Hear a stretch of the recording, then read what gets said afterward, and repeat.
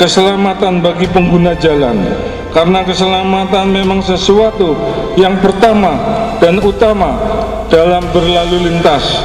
Dalam konteks ini, lalu lintas dapat dipahami sebagai urat nadi kehidupan dan cermin budaya dari sebuah bangsa yang modern.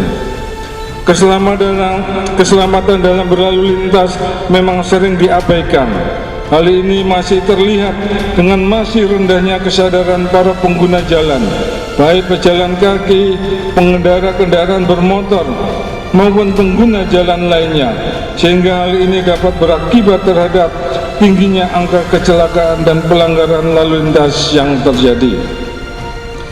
Kemudian berdasarkan data yang ada, bahwa pada semester 1 tahun 2019 tercatat telah terjadi 287 kecelakaan lalu lintas dengan korban meninggal dunia sebanyak 44 orang. Lalu lintas pada pelaksanaan operasi Zebra tahun 2018 tercatat ada 8 kejadian. Jika dibandingkan dengan pelaksanaan operasi Zebra pada tahun 2017 tercatat ada 14 kejadian, maka telah terjadi penurunan 6 kasus atau turun 43%.